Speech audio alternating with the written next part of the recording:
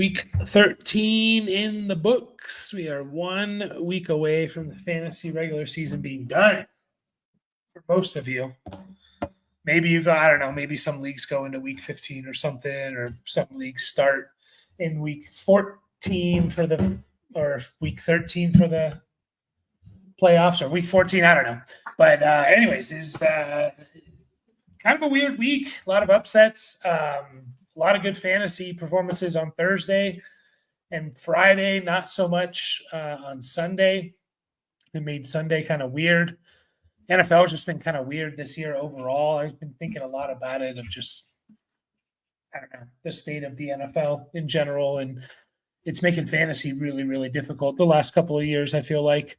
And I was also thinking about how you have number one seed basically in both our home leagues, and it's going to be pretty sad if you don't win in either. If you lose in both of those, pressure's on, huh? I'm just happy to be here. It's been a while. Yeah, I mean, I say pressure's on, but there's really not much you can do to. At this point, there's always a big discussion of like how much of fantasy is luck. And obviously, like the week-to-week matchups are luck, but I don't think it's luck over the course of an entire season. But when it gets to the playoffs, it's a week-to-week thing, right? So it kind of is just luck in a 1-week elimination. But luckily our home leagues, our championships are 2 weeks, so it kind of gets rid of a little bit of the luck there.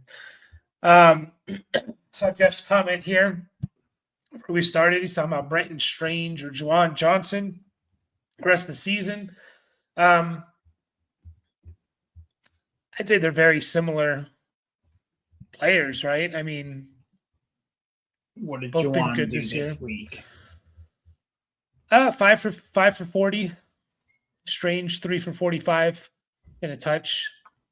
So yeah. I think Strange has more touchdown upside, even though he just caught his first one. Sorry. No, nothing. Just never heard it called a touch. A touch, yeah. A tutty. A touchdown. You know where that comes from? Touchdown?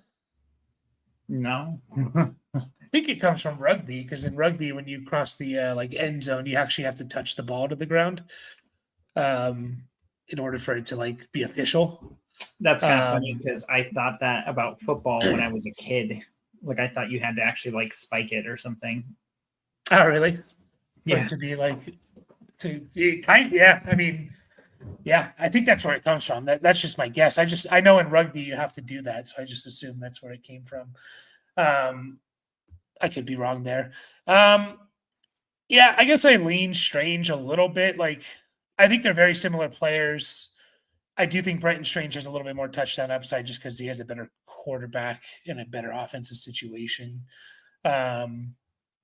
But yeah, they're both kind of low-end tight end ones.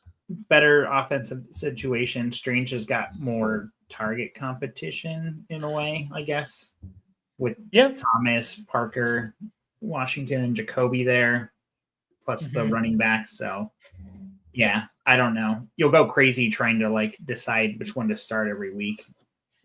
Yeah. Yeah, you will. You will. But Strange has been good this year. I mean, heading into the week, he was averaging 9 PPR points per game. That will go up a little bit. Juwan Johnson's been good as well. He's heading into the week was averaging 10.8 points per game. So he had that stretch in the middle of the season, 3 games where he was kind of bad. But other than that, he's been double-digit PPR points in every single week. So I'd say maybe a little bit more consistency with Juwan, a little bit more upside with Strange, just given the offensive situation. But I think they're very similar, and it's almost impossible to tell you one way or another. So, but yeah, we had the game happen. Drake May still doesn't have a 300-yard passing game. That's kind of crazy. That is crazy. Wait, in his career or this year or both? I think both. I'm going to check his career here. Definitely this year. He doesn't. He doesn't have one in his career. No. 294 is his highest. Still getting it done. Would have had it if they didn't call that touchdown back, apparently. So, yeah, still getting it done for sure. He's, we miss a lot on fantasy. I definitely, going into the year, I said, I think Drake May is going to be a top 5 dynasty quarterback, and he's kind of exceeded that to, I think he's in like the top 3 right now. Overall, according to Keep Trade Cut, QB2, just behind Josh Allen. And it's hard to argue it, it is hard to argue it, although he hasn't really done as much as I thought he would rushing. He's averaging 25.5 yards per game. I thought he could get north of 30 like he did last year, 2 rushing touchdowns. So still good enough, but not like anything crazy, which is maybe a positive. I don't know. Maybe he can have like a season like Mahomes is having or something where it's like, oh yeah, he has like this crazy rushing season. We know he's capable of it, of like a 500 rushing season, not anything super crazy. Mahomes has 350 right now. So, week 14 is upon us. Hopefully, you got your playoffs locked, number 1 seed locked. If not, hopefully you lock it up this week. I'm sure there's a lot of people that, we have 4 teams on a bye, so that kind of sucks. One of them is I think it's Patriots, 49ers, Giants, and someone else, maybe Panthers or something. Some good teams though, overall. It might be the Panthers. I don't know. I could easily look it up. I'm just trying to think who hasn't gone off yet. But yeah, I know the Niners definitely are one of them because I got CMC in a few places and I was like, oh, that's going to be hard. Mm-hmm. But don't got to worry about that in a couple of leagues. I think this was actually my best fantasy week this week. I only lost 2 out of 10 matchups, which is weird. And one of them, it was only because I played the top place team. So I don't even feel that bad about it. It would have felt worse if you got both points in that league, though. Where I'm like, shit. Yeah, we'll put the pressure on. I'm trying to see. Yeah, I didn't have a great week. At one point, I was down like 100 points against someone, and I was like a 70% favorite to win. I actually almost came back and won. I lost by like 20. But I was down. I think heading into Monday night, I was down by a good amount there. But luckily, I think all but like one league, and I think I lost in that league. I'm basically like either out or clinched. Some seeding stuff, of course, but my old dynasty, last run dynasty league's in trouble here. I think I might need to win and need some help to get in, potentially next week. So we'll see. We'll see how it goes. But yeah, just like a weird, I don't know, man. I was thinking a lot about just fantasy football in general and just like how I feel like it's been really difficult the last couple of years. Like there's just not a lot of guys you can rely on. And it really made me think of a lot about like workhorse running backs and just like, I think we're back to those guys need to be going first, second, third, like back to back. If you can get a workhorse running back, they're just so valuable, like compared to, the elite wide receivers. Just like guys that they're going to get every touch in like the backfield because there's not many of them at all. But then you get Saquon Barkley and you're sad. Yeah, not to say that there's not going to be busts and stuff like that, but like I'm just talking about like in terms of like and still, by the way, Saquon heading into the week was RB13. So like we're calling him a bust, which he's a bust for where we drafted him and what we expected, but he's still been good. I think he's going to fall a little bit after this week, but just like there's just so many like committees and stuff like that, and it's just hard, man. Like it's hard to know who to go with and who's gonna like once you get past like the top 10 guys or so, it's just like committee, and it's making it really hard. Yeah, So I don't know what's going on with Saquon. Definitely like these last few years, we've talked a lot about like, it's going to be a 60-40 split in this guy's favor. But so there was other things we were kind of looking at. Like James Cook is one who I kind of thought of like,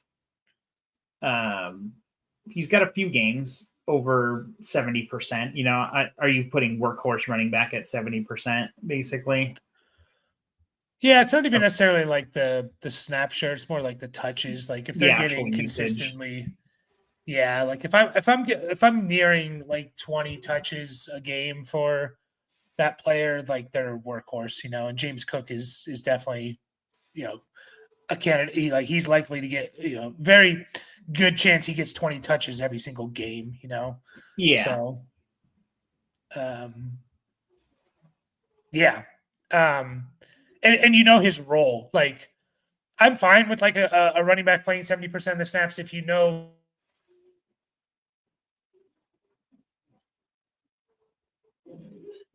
more often than not. It's like the guys where it's just like a little bit up in the air. Oh, did I freeze? No, I don't know. You can never tell. Well, one of us did. Okay. Yeah.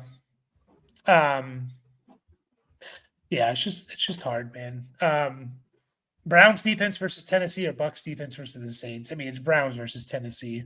Yeah, it's got to be. Yeah. But, I mean, putting like if they're both available on waivers, put in for both and, drop the same player. Go for Browns first, and the Bucks versus the Saints should still get it, help you with a win. Yeah, if you're looking long term here, I mean, I'm sure you're just streaming week to week, but Browns do get Bears, Bills, first 2 weeks of the fantasy playoffs. Maybe, I mean, they're a really good defense. They can kind of shut anyone down on any given day, but they could, also those are teams that can put up some points too. So, whereas the Bucks do get, Saints, Falcons, Panthers is a little bit nicer schedule. But I mean, yeah, Browns this week, if you can get them 100%. Those divisional games though, man, they play the Bucks so well every time, even though like the teams might not be as good.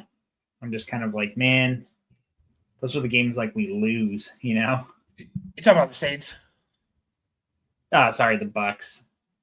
The Bucks against the Saints, though? Against the Saints. Yeah, not just this week necessarily, but I'm just saying, like, you're talking about the schedule, and it's like 4 out of the next 5 matchups are all in division for us. Something like that. Tyler Shough, though, man, I mean, he's exceeded expectations. I'm curious to see what the Saints do. If we get our updated tankathon, where are we at? I mean, Titans still holding strong at the number 1 spot, 1-11. Giants 2-11, Saints 2-10. So those are your top 3. So interesting. Usually you don't get this situation, but first 2 teams, I feel like we may have had that. Was it this year? First 2 teams though don't need a quarterback right now, Tennessee and the Giants. So that's interesting. Then you got New Orleans, Vegas, and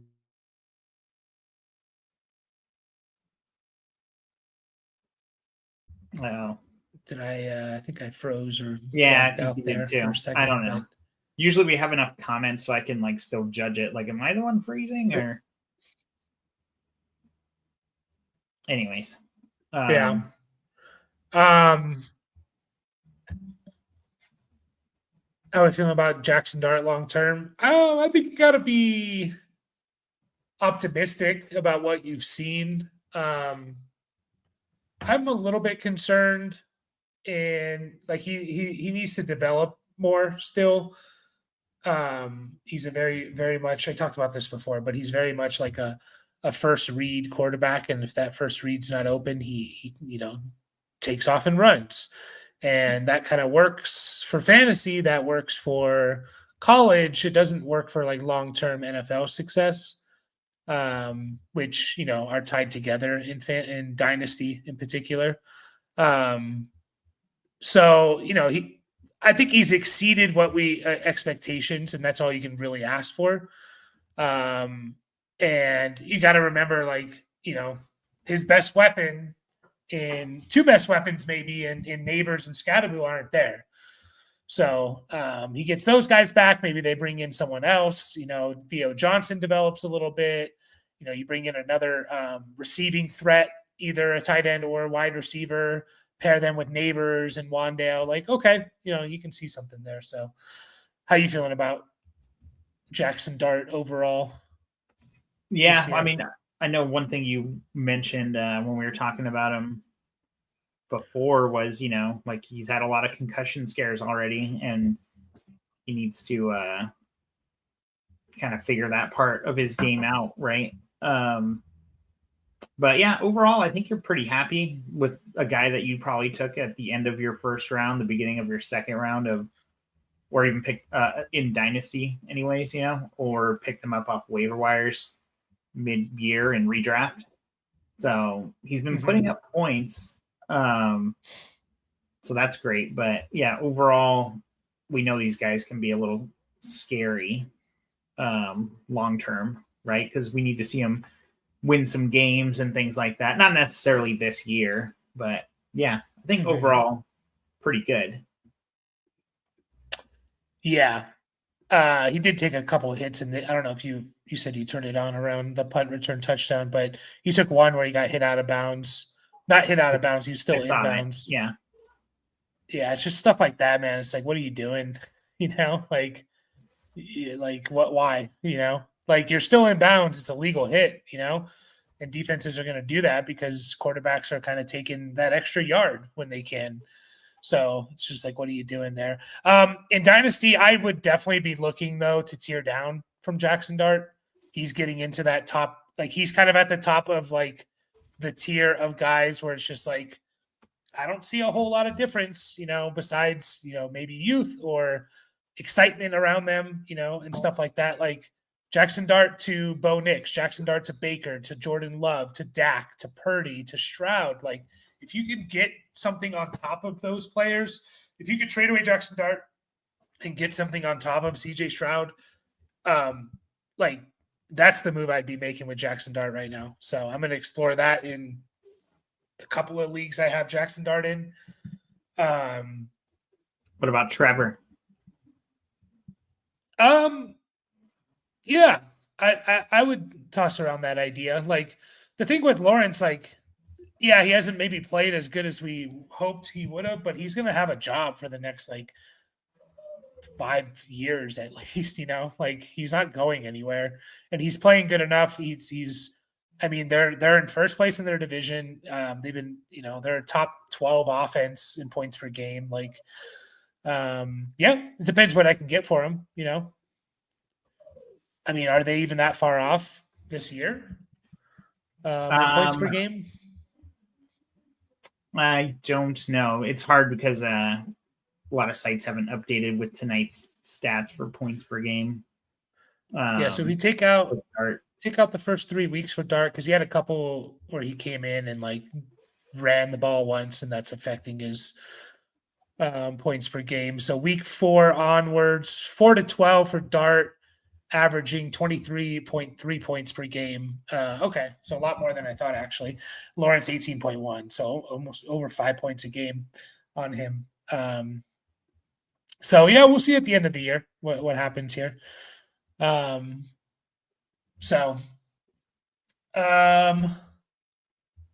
was going to say something else, and then I forgot. Draft or Dart, Nix, or Daniels for the playoff run. So if we're not talking about this next week, hopefully we get Jaden Daniels back to play in week 14. If he looks like himself, pre-injury, it's him. And if it's not, I'm gonna have to look at the schedule, but it's probably gonna be Bo Nix over Dart. Broncos get Raiders next week. Playoffs, they get Packers, Jags, Chiefs. Yeah, I don't really mind that. Just 2 potential shootouts plus maybe a competitive game from Jacksonville. Giants get Commanders, Vikings, Raiders. Much better schedule for the Giants, I'd say. Defensively. Man,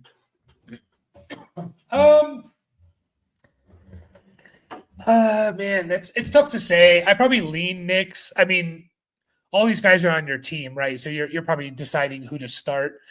I think next week is gonna. Well, I mean, I know Dart doesn't play next week, but like it'd be interesting to see like next week how it all plays out. It is Jaden Daniels if he looks normal. Yeah, if not, I might just go matchup to matchup. So, yeah. So, pick 3 for the playoffs: Rico, Warren, Pittman, Adunze, Manungai is an interesting one here.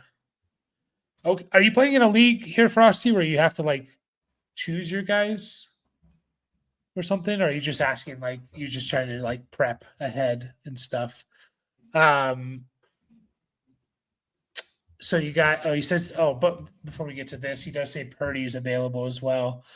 I don't mind Purdy. I mean, he has 49er. He has Titans, Colts, Bears. I kind of like that probably even more than the other guys, to be honest. For Purdy, he's come back and he's looked decent in a couple games here. The 3 interception game isn't great, but you would assume that's kind of like, all right, we're prepping for the playoff run here, 49ers. Like, so I might pick up Purdy instead of one of these guys, assuming it's not Dynasty or something.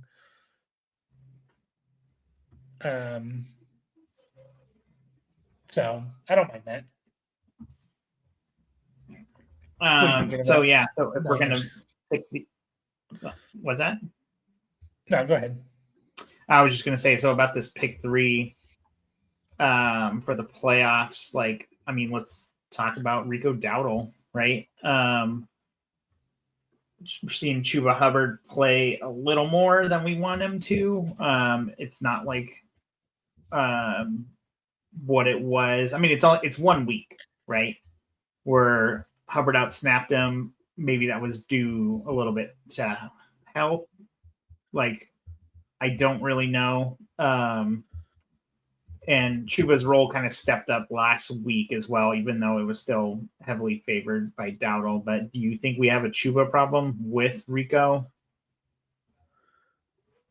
I think it's definitely a possibility because like Chuba won this job to begin with. Got a big contract. They like Chuba.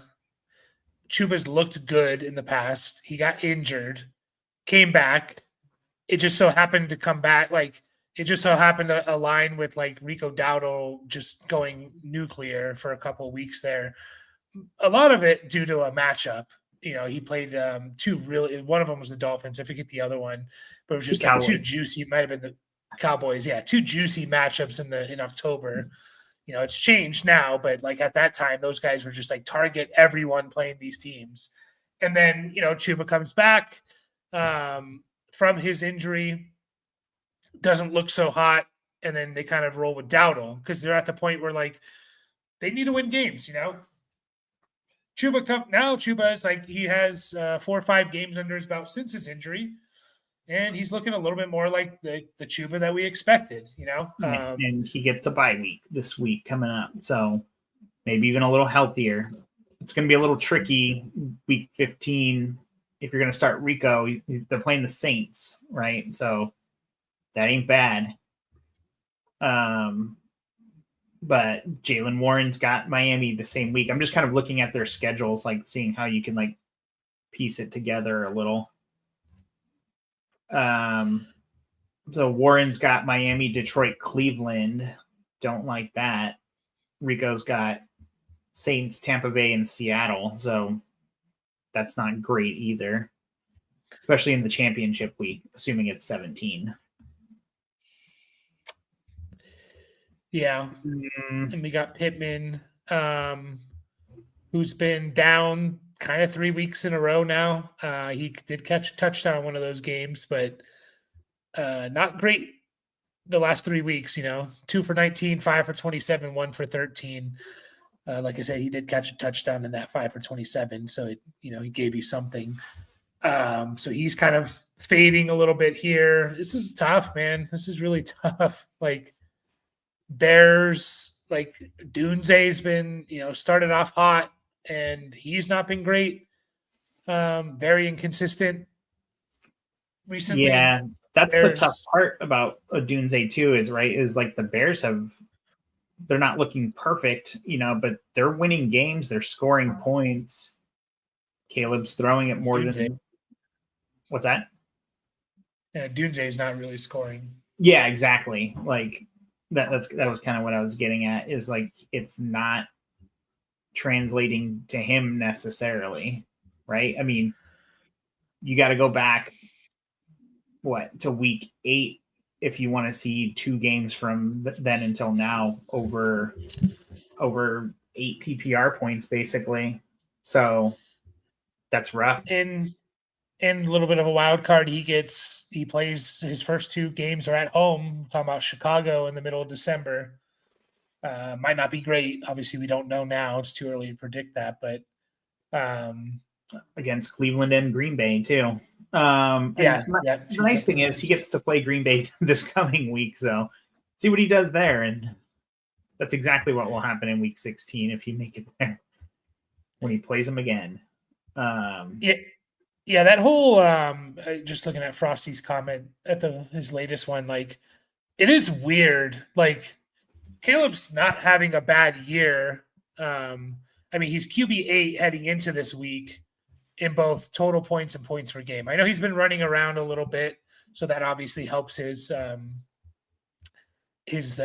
total. What is he rushing here?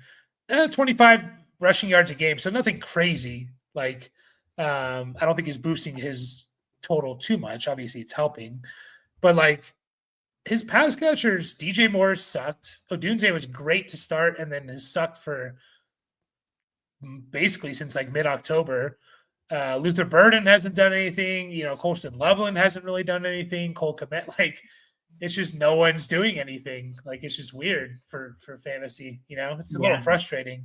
It's just kind of spread all over the place, and a little bit of rushing production. A lot's been going to the running backs. Like that's kind of.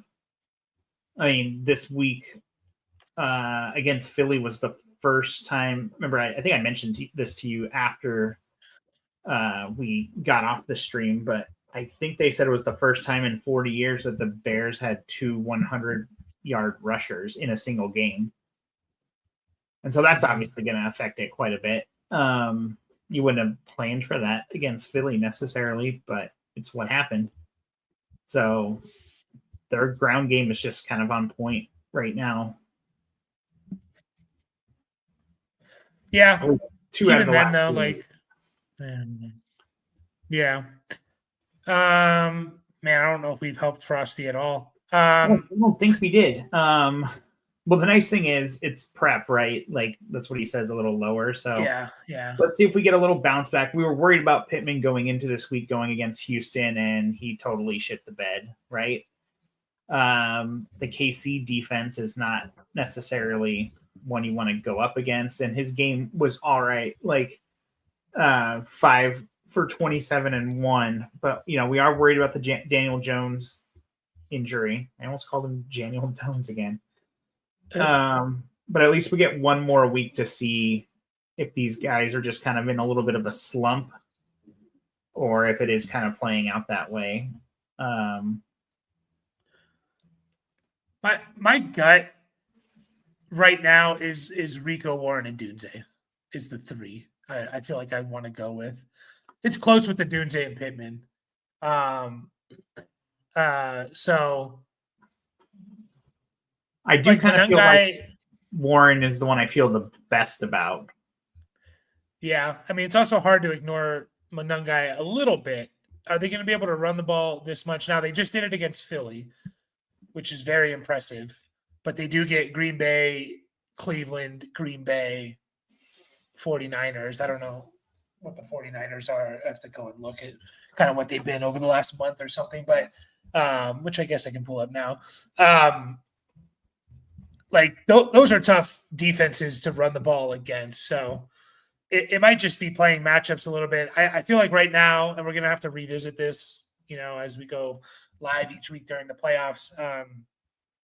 To me, it's Rico, Warren, and Odunze, with it being really close to Warren, with Pittman and Odunze.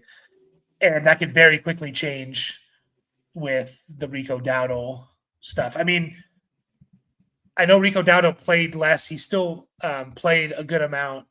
I think I froze again. My internet's being crappy. He still had 20 touches. Okay. I might have just been really still because I was reading.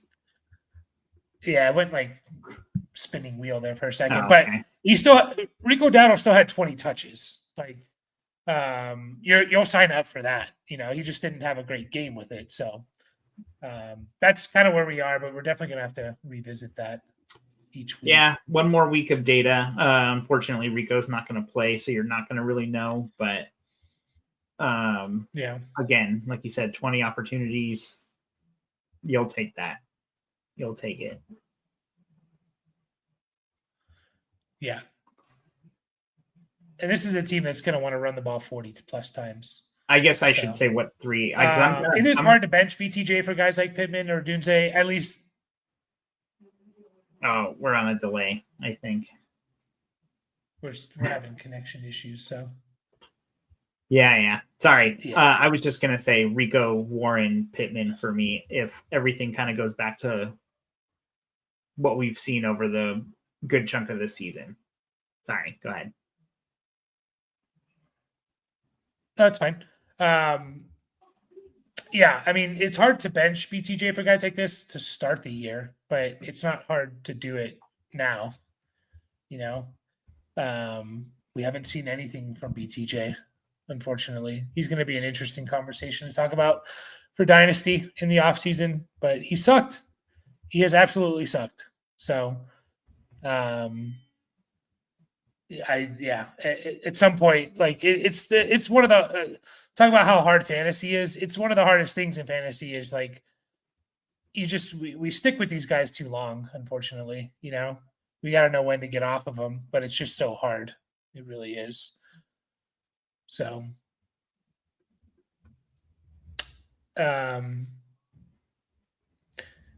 yeah, no problem, Jeff. It doesn't have to be the last one either. You can keep them coming.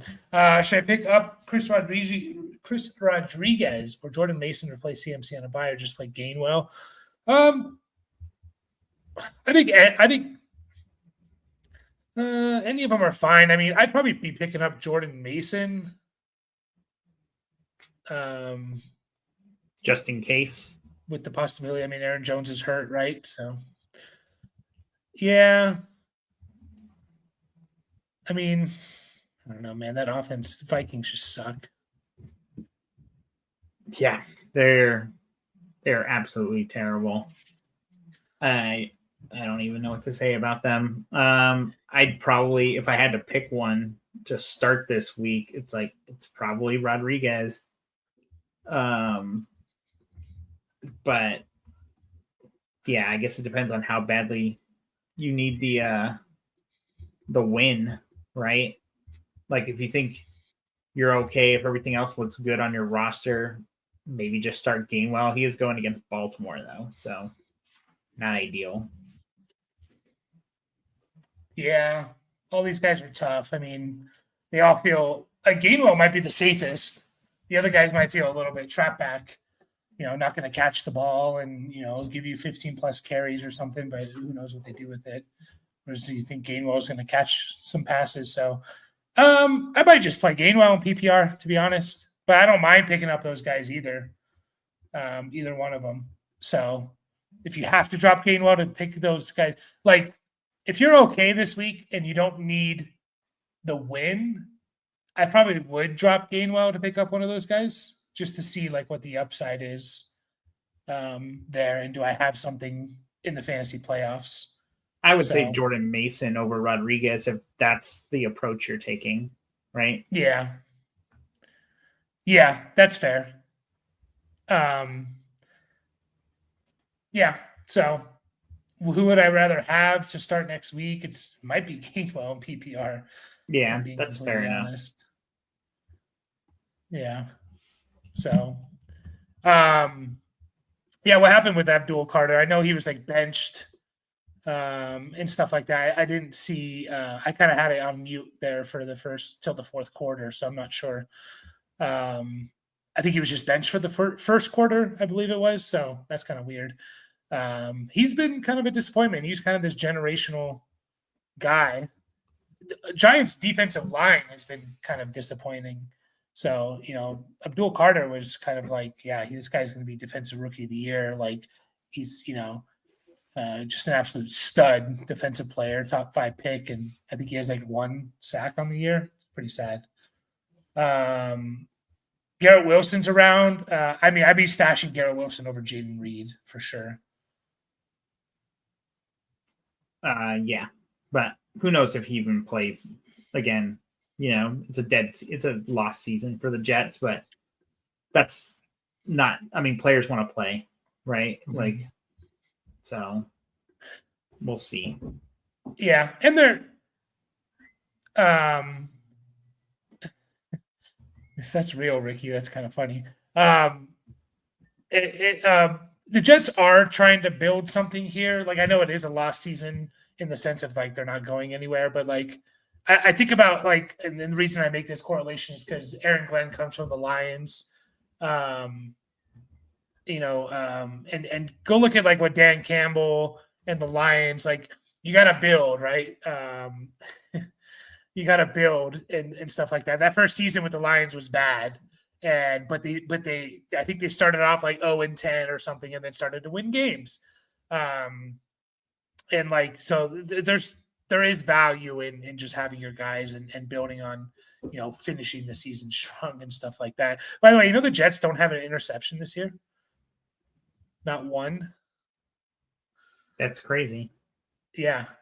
I think it's been the longest like streak to start a season, and yeah, we're 13 weeks in. The Jets don't have an interception on defense. It's crazy.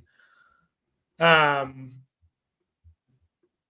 my internet's sucking. You're getting a lot of spinny circles, but yeah, the Adunze thing with Ben Johnson. I mean, we kind of didn't really know what to think about the Bears in general, right? Going into it, it was kind of like, who's going to get the Amon-Ra St. Brown treatment and things like that? Is it DJ Moore? And like we kind of were just saying, it's like, well, it doesn't seem like anybody, like they're winning in a different way than Detroit did, but we are seeing, a nice establishment of the run to at least keep guys honest a little bit. And obviously with the mobile quarterback, that could split a little bit. So yeah, I mean, it's nice for the actual NFL team, right? But I mean, there is a saying in my household that my wife says pretty much every week, and it's "fuck the Bears" because she's a Packers fan. So I know it hurts her to see them doing well, but yeah, it's tough. It's tough. Number 1 seed, the Bears. Number 1. Oh shit! In the NFC, yep, because Philly lost, or because they beat Philly. Wait, what about the Rams or the Seahawks? They beat Philly, and then the Rams losing pushed the Bears to the number 1 seed. I see 9-3 still. Well, I don't know. What's the tiebreaker? What's the first tiebreaker? Head to head will be first. Oh yeah, they haven't played, I don't think. And then it's conference wins, I believe. So whoever has more wins in the NFC. It's either conference wins or opponents. I forget here. Other tie-breaking for seed for selection. Yeah, best win percentage within the conference, and then common games. So There's 11 tiebreakers. The last one is a coin toss. So, God, imagine. I don't think it's ever come down to that, but it's literally like best net points in conference games, best net points in all games, best net touchdowns in all games. Like if you somehow tie in all those, that's amazing. There was the Mountain West College Football Conference. I think 3 teams tied. There's only 2 can go to the championship game. There's like San Diego State. I don't know if it was Boise and someone in UNLV or something. And it went to like a computer or something. Like I think there was a few different things entered into the computer and that decided who goes to the championship. It's like, damn, that sucks. Yeah. Pittman and Warren safe floors. I kind of agree with that. Yeah, that's the problem is the broken leg there. So, and it's kind of correlated with Pittman being kind of having a down few weeks a little bit, although Daniel Jones was decent against the Chiefs. So, yeah, and I can see both of these guys getting 15 plus carries or go with the hotter hand. So again, Rico still had 20 touches. Yeah, this was the one I was laughing at. I was like, damn, dude, what are you doing? Like, how do you forget your headphones are in, first of all? Or maybe you forgot to mute your computer. It's like, why are you even watching porn in a team meeting? Like, what do you – that's an addiction problem, I guess. Yeah, you're like, I'm bored. Like, what the hell? Yeah, that is dude. Weird. It drives me crazy. This is just like a tangent, but like, I don't know how many times my daughter, she doesn't really do it as much anymore, but it's more like the nieces and nephews will come up to me or like they'll just be like, I'm bored. I'm like, what do you want me to do? Dance for you? Like, it's not going to be that entertaining, I swear, for one, but also like, I don't know, man. Like, it's not my job to entertain you either. And so then I offer them, I'm like, here, watch, I'll show you how to change this tire or something. And then they get they find something to do for sure. I mean, yeah, being bored's not necessarily a bad thing. Being in your own thoughts and stuff, like, I just feel like I don't know. I guess kids will always find something to be bored about. Like, it's like that thing where it's like, no matter how good something is, you're always going to find like an issue with something, So like the better things are, the more small that little issue is. So maybe kids will just always be bored no matter how much shit there is to do. Yeah. I mean, I was literally just telling a coworker about flying to Australia as like an 8-year-old where it's like there's no in-seat entertainment or any, like, it's like you had like the little double prong headphones you can plug into like and listen to whatever the hell's on the radio, or you did like a coloring book or a word search or whatever the hell you brought with you.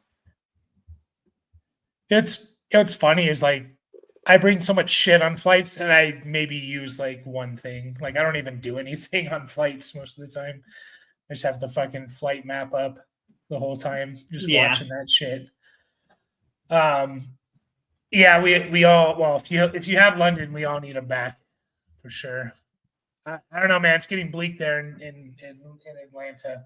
They just lost to the Saints. Was it to the Saints that they lost? Oh no, Jets. They lost to the Jets. Yeah, I was like, no.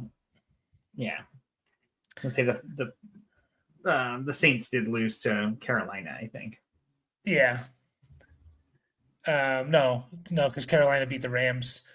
They lost to Miami. Yeah.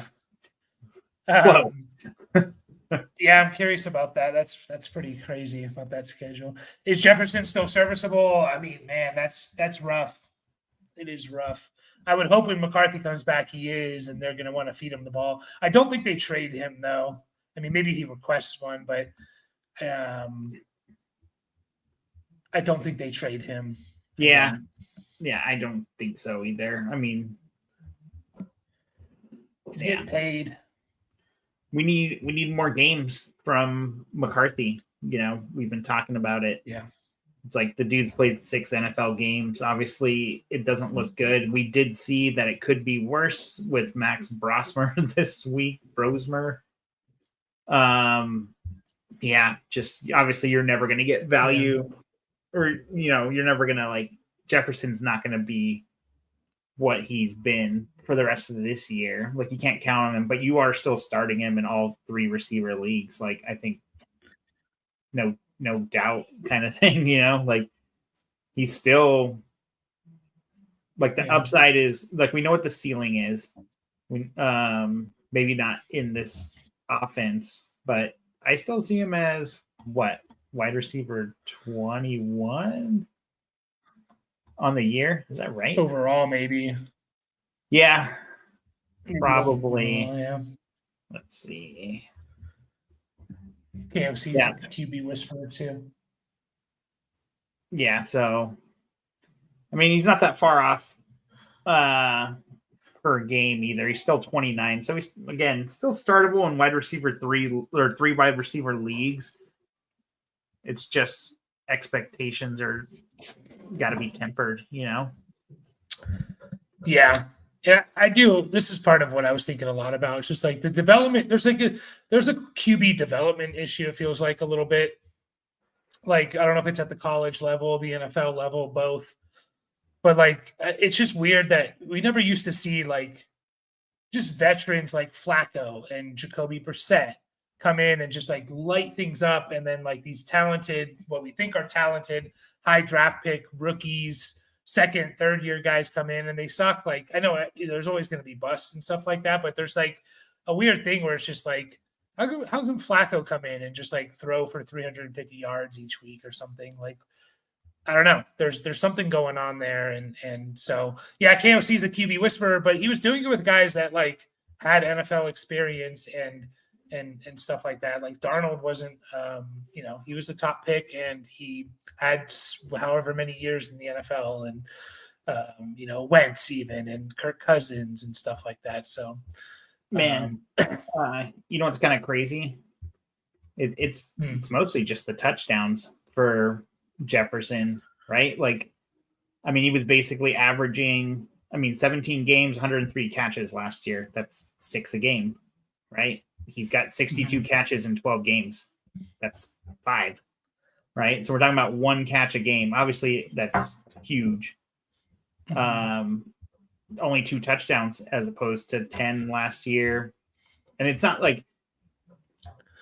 necessarily just the touchdowns, but what's his still 66 yards per game is what he's averaging now. Obviously that's a huge difference because he was averaging closer to 80 last year, but it's not that far off. It just feels like absolute shit though. So I don't know. Context is important. And you kind of look at 90 per game last year anyways. Sorry. No, you're fine. I was kind of lagging there anyways. Yeah. And you look at the beginning of this year, he was doing all right. So definitely something I want to explore a little bit more. Just like what the hell's happening? Like, I just feel like there's a developmental issue, and I don't know. I think the NFL is under a little bit of a transition in general. So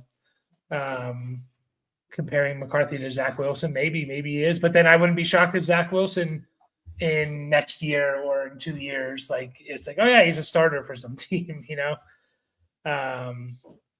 one more week to get in the playoffs. That's indeed, but we're going to take off. My internet's being shit. So be a good time to take off. We'll be back again Thursday after the games. So after the game, I guess, and appreciate everyone. As always, make that push. Good luck on waivers. And we'll see you guys all Thursday evening. Yeah, we'll talk about Kyler on the next